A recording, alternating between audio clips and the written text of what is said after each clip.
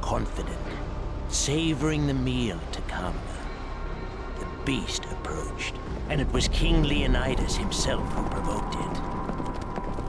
Uninvited guests. Persian lapdogs bringing word to Sparta from the great and powerful Xerxes. All the God King required was a modest offering of earth and water, symbolizing Sparta's submission to the will of Xerxes. From 2007, we have a PSP exclusive based on a movie, based on a graphic novel, based on a legend, based on historical events. Wow, that's a mouthful. Frank Miller's popular 300 series of graphic novels takes place in 480 BC during the Second Persian invasion of Greece, as the 300 Spartans try to fend off Persian advances at the pass of Thermopylae, which is also where the game begins. Although I never saw any of the 300 movies or read the graphic novel, I had this game when I was 16, and I liked it. I didn't have it for very long because it kept breaking my PSP screen. After breaking it for the third time, I decided to throw it away and be done with it. Now, I've got 2 PSPs, and I can tell you, it's better than you might hear on the internet. This is 300 March to Glory for PSP. Our King Leonidas wavers not. Spartans, attack!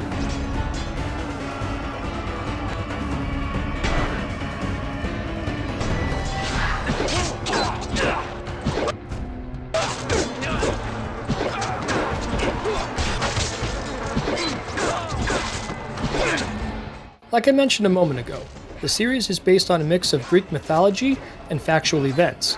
You play as King Leonidas as you lead your men to victory against the Persians. Persia, for those who can't find it on a map, is modern-day Iran. The whole plot is about thwarting Persian advances with small variances in story and gameplay throughout. March to Glory doesn't have traditional levels, but rather connecting battle sequences with boss battles to cap them off before playing a cutscene and dropping you right back into the next battle sequence. Persian slaves, you die with valor.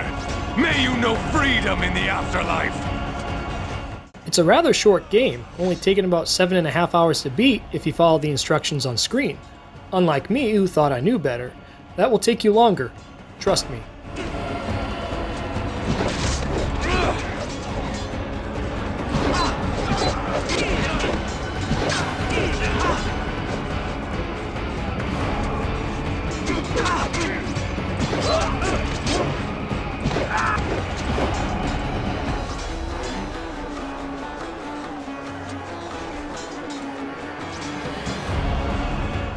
.300 March to Glory is a linear single-player hack-and-slash with lots of blood and enemy body parts you cut off while executing combos. The controls are a little convoluted at times, with button combinations that sometimes don't make sense.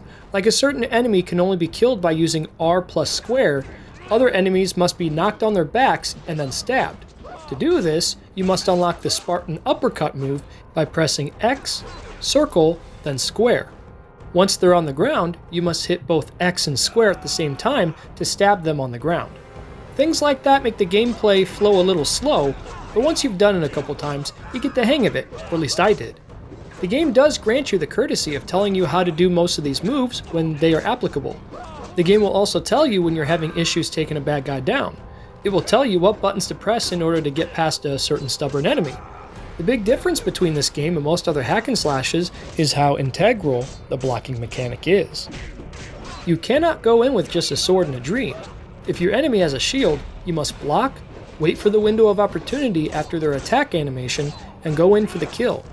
You also have to watch out for a random onslaught of arrows that can rain down from the sky. You must press and hold both shoulder buttons to avoid taking damage. The best part is, if there are enemies nearby, they can get impaled by the arrows too.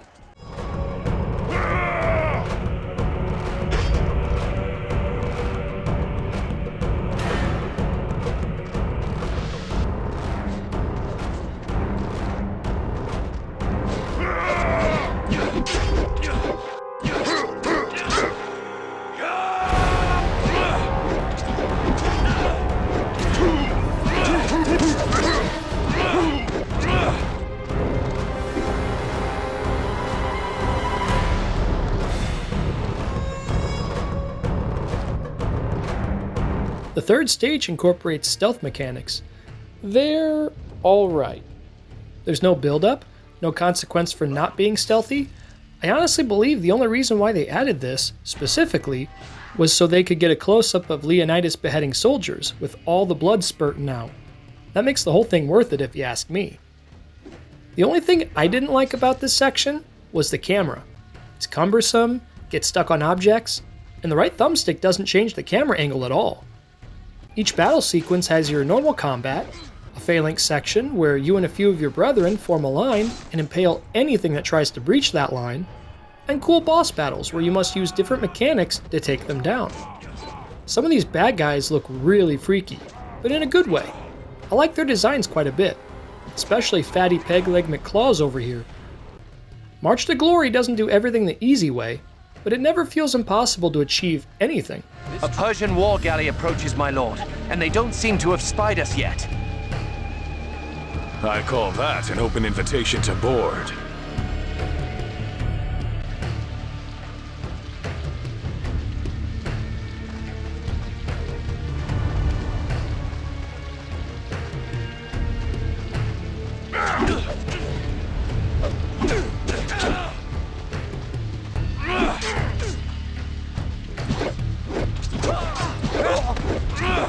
I've heard people compare this game to God of War Chains of Olympus, which I don't disagree with in regard to its tone and setting. I would compare it most to the 2000s EA Lord of the Rings games, mechanically speaking. The way the camera's angled, the combo system, the sheer depth of upgrades for your character, stuff like that. It never directly pulls anything from those games and does things that the Lord of the Rings games never did. Firstly, you only play as Leonidas, you don't level up your character, you're not judged for your performance after each stage, and so on. As good a game as March to Glory is, its main flaw is repetition, which encapsulates pretty much every game in the genre, so it's not limited just to this game. Actually, the game does try to mix things up a bit by changing locales with different scenery, has breaks in gameplay like the aforementioned phalanx sections, and even adds the occasional puzzle, as easy as those are. The game kept me invested for quite a while before I put it down, and ultimately picked it back up to finish the story. The combat has to be good in order to retain my attention, and thankfully, it does.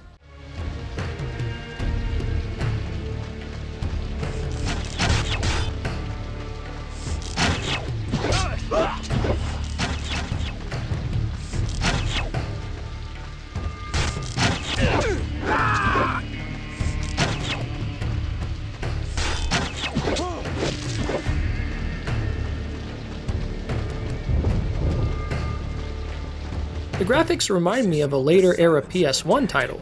Polygons are smooth, but the character models have the occasional head bob and other fidgety animations as was common in early 3D games. On a small PSP screen, you can still see it, but once you blow it up on a big screen, whoa. Some of these animations are quite jarring at times.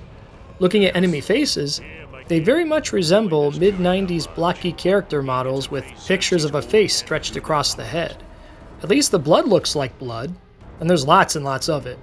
I think that's the game's major selling point, like it's the game your parents didn't want you to play.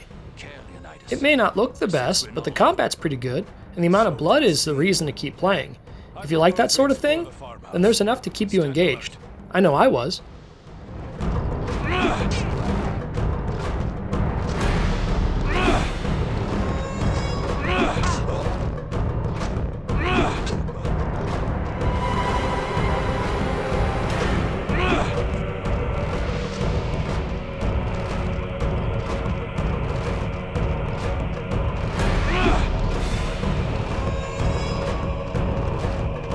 The deeper mechanics are solid, the combos work well most of the time, the story and campaign doesn't overstay its welcome, and you can chop people's heads and limbs off. But the game's not the most replayable unless you define replayability as beating a short campaign and starting over. There's good and bad aspects that might be a deal breaker to some of you out there, but that's okay. What's here is a solid hack and slash that may be an average game overall, but it's fun if you're looking for a game with bloody violence, fun combat system, story rooted in Greek mythology, or you're simply just a fan of the movies. You're not going to find it on any best of lists out there, and Better games exist, most of which are likely more expensive than this one, but for the price of $11 complete in box, I would absolutely recommend 300 March to Glory for the PSP.